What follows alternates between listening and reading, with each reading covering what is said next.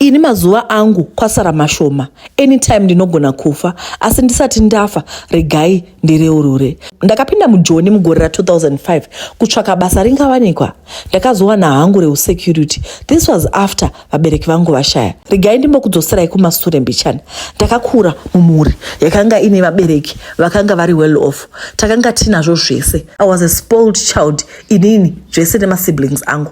Takanga tine madriver, takanga tine magarden boy. Andinambokura ndichiita zvekutambura. Vakabereki vangu vakazoshaya ndapedza form 6. Regai nditi kuzvarirwa mumhuri inowana. Ini ndakanga ndakapusira upenyu nekuti zvinhu zvese zvaingova pasilver platter. Ndasvika kuJoni paya, ndatsvaka basa ringamuka, basa ringamuki. Ndipo pandakazotanga kuita musecurity. That was 2005.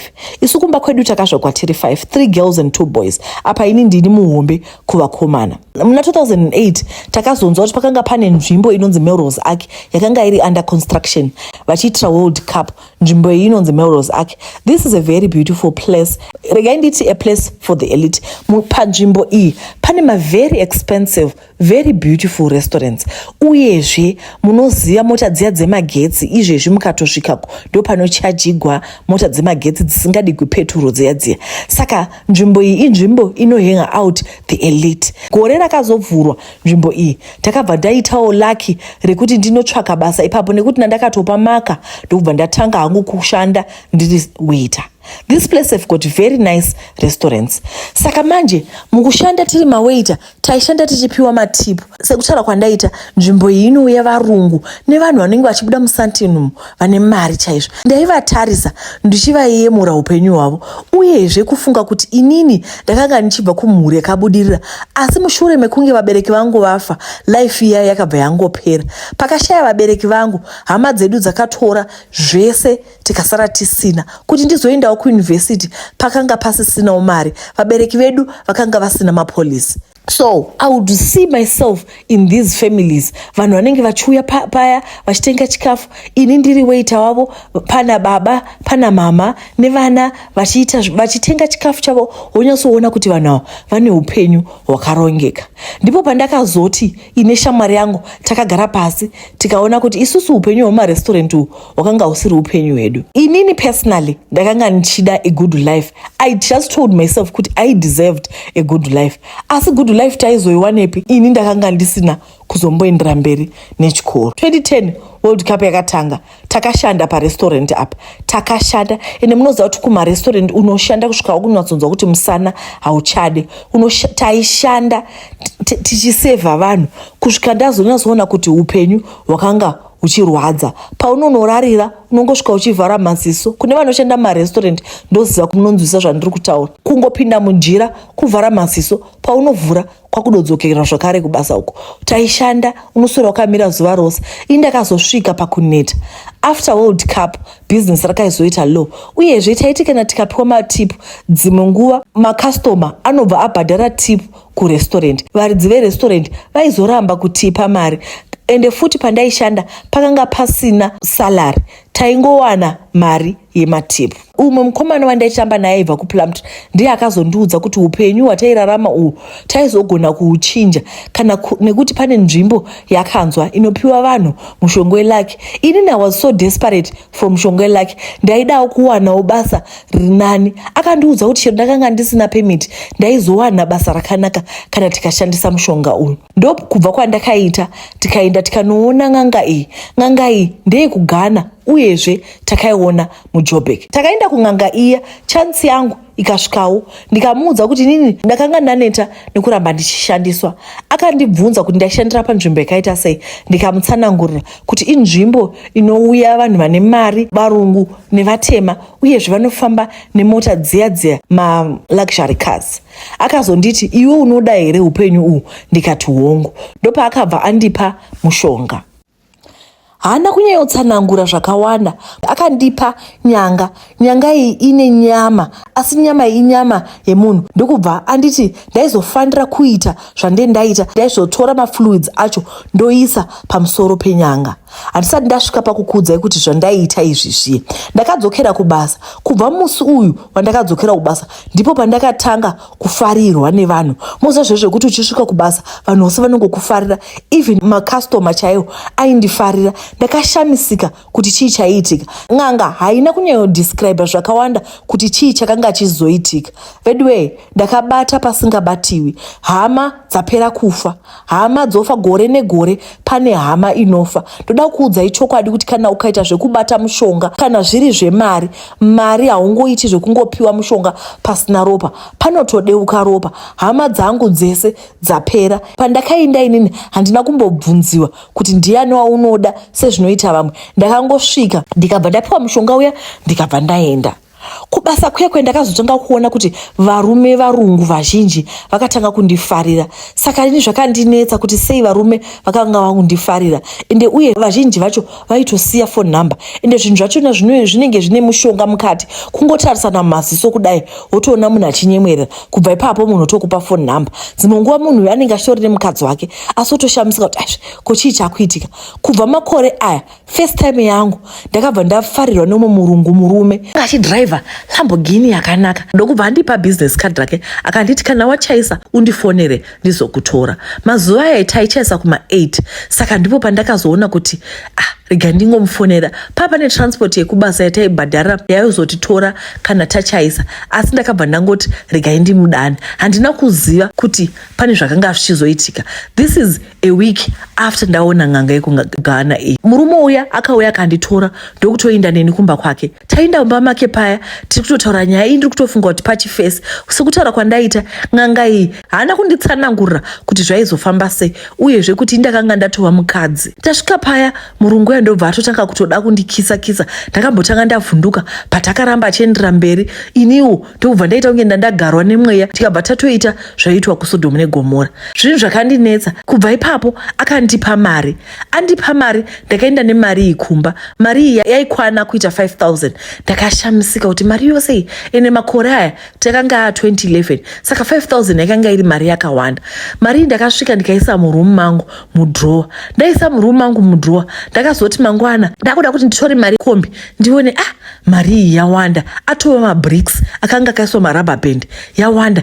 Zvikandinetsa. Ndakabva ndafonera n'anga yekuGhana ndikamuudza zvakanga zvaitika last night. Ende pandakafona ndakatofona ndiri furious kuti ko chii chiri kuitika.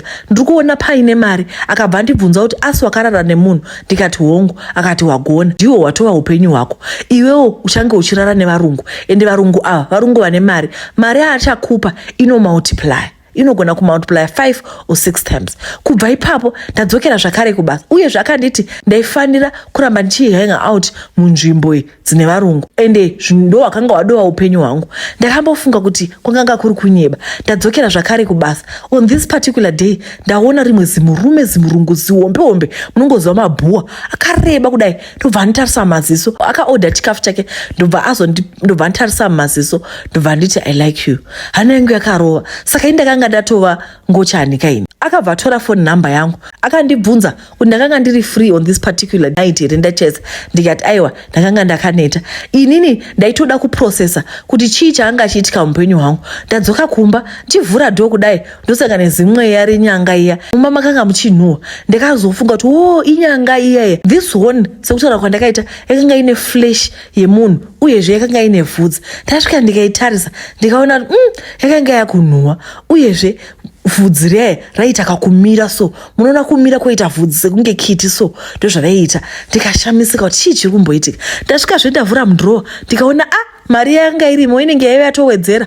Zvakandinetsa. Ndobva ndabvisa mari yayo ndikairongedza mumonaki. The following day ndakamuka ndine mibvunzo yakawanda. Ndobva ndaenda kuHebrew kun'anga iyayi. Ndobva ndasvika ndikabvunza kuti chii chiri kuitika. Mumba mune rimwe zismell risingaiti uyezve mari iri kuwanda. Ndopakazonditi aiwa kuti ndipedze zismell rakanga riri pahoni iyi ndaifanira kuti pose pandinorara nemunhu ndofanira kutora zvinobuda kumasure kwangu inini nekuti tinoita nekumasure. Ndaifanira ndaifanira kutora zvese zvinobuda kumasure kuya patinopedza kuita bonde, ndaifanira kuzviharvesta then ndosvika ndozvidira pamusoro pehoni iyi pachiflesh pakanga pane vhudzi paya. Ndakatozoona kuti ini ndakanga ndatopinda muzvinhu izvi. Ini neshamwari yangu tainge taenda kunotsvaka mushonga weLucky. Akanga andiudza kuti kune n'anga inopa mushonga weLucky kuti tiwanewo mapemiti, tiwane mabasa ari nani.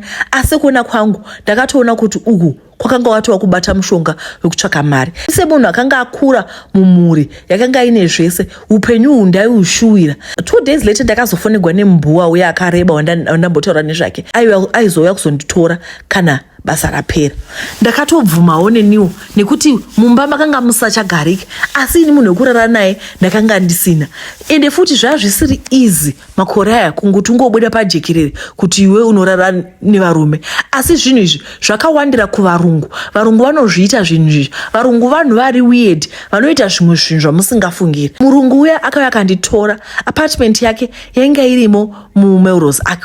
He had a very beautiful apartment. Anga ane mari and it looks like akanga ari businessman. Takasvika tikarara usiku hwese, asi sekuona kwangu akanga ane mukadzi. Idino nekungwarawo ndakabva ndatoona kuti ndio chance yekuti ndiharveste zvinhu izvi. Ndokubva ndazviharvesta, ndakanga ndine pekuzviisira mukacontainer. Saka ndaitoita zvekutogara zviya ndoisa gaba kumanyuwa uko, zvose zvobva zvangobuda zvichipinda mumanyuwa muya, ndovigawo chigaba ichi. Inini kubva zvandakabata mushonga uyu handibvumidzwi kurara nemukadzi, ende atova makore atofamba kubva 2011 kusvika nhasi ndichingoita izvi. Veduwe, shure yangu yose yachivhurika kudai, nekuti munoona kuti pose pavanoramba vachiita, nekuti hakuna elastic, kunoramba kuchivhurika. Akabva andipa mari zvakare, asi manje akatondibvunza kuti une account number here. Sekutaura kwandaita ndakanga ndisina work permit, saka ndakanga ndisina account number. Akabva atondiofa kuti ndogona kukuvhurira account number, ende iye akanga achindida zvekutoti aida kuita relationship neni. Zvinhu zvakandinetsa kuti sei munhu abva atoita fall in love with me, asi munhu akanga ane mukadzi wake. Akazonditi manheru aizouya kurestaurant ozondisira madetails, account number, aizondivhurira account. Ini ndakabva ndaenda kumba ndakasvika ndikaona hamuchapindiki, makutonhuwa kunge mune munhu akafa. Ndokubva ndasvika ndikabva ndatora kahoni kainyanga, ndatora kahoni kaya ndobva ndakadira urume hwese huya. Vhudzi riya ndakaona richidzokera muposition. Iyo nyama iyaya yaita kunge yanga yazvimba, ndobva yadzoka paposition. Kubva ipapo smell yakabva yapera, nekuti pandakazodzoka manheru makanga musisina smell. Ndiwo wanga huri upenyu hwangu kubva 2011. Ini ndakatozorega kushanda mumarestaurant. Ko ndandichashandirei? Manheru acho murume uya akauya ndobva andipa account number, akati iye achapota achisa mari muaccount. Chakandishamisa ndechekuti akati aisa mari muaccount, mari ndaiti ndichizonocheka balance. Panguva iyoyo pakanga paine cell phone banking, asi akanga achingori mamessage. Ndakazoona kuti anga atoisa phone number yangu paaccount iyoyo ine zita rake. Kubva ipapo une uchingozoona kuti Mr. Van Heiden mari yakadai yapinda muaccount. Aiti kana akadeposita 10,000 tozoti ndakunocheka balance, ndoona mari yawanda 3 or 4 times. Kubva ipapo saka ini ndakatozova permanent girlfriend stroke boyfriend yemurume uyu. Akanga achindiona ka2 kana ka3 pavhiki, ende tairara tese. Ini ndichingoharvestawo ndichinodira nyanga iyaya kahoni kaya ndichinokadira kuitira kuti karambe kachiguta. Zvinhu zvakaramba zvichifamba, mari yakandiwandira, upenyu hwangu ukachinja. Vana vamai vangu ndaivatumira zvese zvavaida, ndaisabvumidziwa kupa munhu mari, asi ndaimeka sure kuti vanouya ndotenga zvese zvinodiwa kumba. Ndakatorenovheta imba yevaparents edu, vanogara upenyu hwakanaka. Ndakatovatengerawo mota yekuti vashandise iko kuZimbabwe. Inini ndakatozobva kwandaigara, zvino ndakugara muFourways. Ndakatenga imba yangu, mari ndinayo, asi zvinhu zvese izvi ndakazviaccumulata through ungochani uhu, nekutora maspam ayaya ndichinowadira pachinyanga paya. Kahoni kaka kane vhudzi iye zvino raita rareba because makore afamba. Kanyanga kaya kakaramba kachikura. Inini nekuona kuti mari yakanga yawanda ndipo pandakabva ndamufa ndikatenga imba ku4ways. Nguva dzakawanda ndospenda time neshamwari dzangu, kazhinji kachona kana iri during the week makuseni vanhu vanenge vari kumabasa, ini handina kubasa kwandinoenda uyezve handina mukadzi, makore ndatodarika 40. Kazhinji kachona ndinogona kumuka zvangu ndiri kumba ndakaresta, then after that ndozongoendawo kulunch kana kuti I travel ndombonoitawo zvimwewo kuCape Town kana kuti zvekungorasisawo vavengi. Kazhinji kacho pose pandoti ndikabata mari iyi inomultiply. So most of my time ndoispenda neshamwari dzangu tichiita mapati nekungofamba neshopping, kazhinji kacho nekuenda kumavacation because handina zvakawanda zvandinoita. KuZimbabwe ndakavhura business randinayo ende mari yachona iri kuita ichiwanda. Kuno kuSouth Africa ndine mashop mu4ways. Mari yaya yose yandinoita inongo multiply. Asi kutaura kwandaita vanhu mumuri vapera, magumo acho hana kunaka. Zvakazoitika manje ndezvekuti ndakazotravela ndikaenda kuCape Town. Ndaenda kuCape Town ndakasvika ndikagara more than 1 week, ndikadzoka ndikaona mumba makunhuwa nekuti ndandatora nguva yakareba ndisina kudira maspam. Nyanga iyaya iye zvino yane vhudzi riya rareba, asi dambudziko rakaitika nderekuti ndakapedza nguva yakati rebei ndiri kuCape Town ndisina kudira maspam, saka ndakazobuda kamwe kachironda pagumbo. Karonda kaya manje dambudziko riripo nderekuti ronda riya rakungokura richikura. Ndakatomboenda kuchipatara nekuti ndaifunga kuti ikensa, asi vakati hapana macancer cells ende ndiri kudyiwa zuva nezuva, ndinodyiwa zvakare. Kumanyowa kuya kwandinoita nevarume kune ronda ririko uyezve riri kuita richikura richindidya. Ndosaka ndataura kuti ini semaonero angu ndakufa nekuti hama chaidzo dzapera gore negore panofiwa. Saka inini sekuona kwandiri kuita ndezvekuti ndiri kufa. Ng'anga iyaya iriko, ndakamboenda kunoiona ikandiudza kuti taifanira zvakare kuti inini personally ndizoita sacrifice iyi ndaifanira kutoiita zvekubata munhu ndotomusacrifice, asi inini ndakaramba. Akandiudza kuti ronda rako iri haripori, harisi kuzopora kana usina kusacrifice munhu physically. Ini handisi mondi and I'm not going to do it. Ende ronda iri riri kuramba richindidya. Vatete hapana chandisina, imba yangu idouble story yakanaka, mota ndinodriver yandenge ndichinzwa kuda, mabusiness angu ari kukura, mari yacho yakawandisa zvezvekuti unotoshaya kutoita sei nayo, ndatambura. Asi chandinoda kungotaura ndechekuti ini handisi kuuya pano kuzotsvaka tsitsi kana anything. Ndoda kungokuudzai kuti kune vari kuda kuromba musazviita nekuti magumo acho hana kumira zvakanaka. Ndatenda ndipo paperera nyaya yangu. Ndinotenda mukoma nekutitumira email kwamaita tadzidza. Kune vaya vanenge vachida kuita zvekuromba, isusu pano hatiti zvekurombesa. Ndinoona vanhu vanouya kumainbox vachida kuti kwai todawo kuromba. Aiwa, pano hatisi kuita zvekurombesa. This platform was created kuti tidzidze so that we learn. Hanzi nechindevele indlela ibuzwa kwabaphambili. Unfortunately pane mama words andisagona kutaura nechishona kuti I can't say this statement in Shona. Indlela ibuzwa kwabaphambili dzira tinoibvunza kune vakaifamba, handiti tinobvunza directions kune vafamba road vari kumberi, tovabvunza kuti kuri sei ikoko, woti yambukai, kana kuti aiwa tayambuka nepapo tikazonyura musatevera ikoko. Indlela ibuzwa kwabaphambili. So ndokumbirawo kuti kana tadzidza panapa ngatidzidzei, kana tanzwa nyaya panapa ngatidzidzei tozviapply muupenyu hwedu, kwete kuuya kuinbox moti kwa isusu tirombesei. Aiwa panapa hatiiti izvozvo, hatisi vanhu vanorombesa. Iyi nyaya itadzidza, hanzi kuromba hakuna kunaka. Let's learn to work hard. Ndatenda.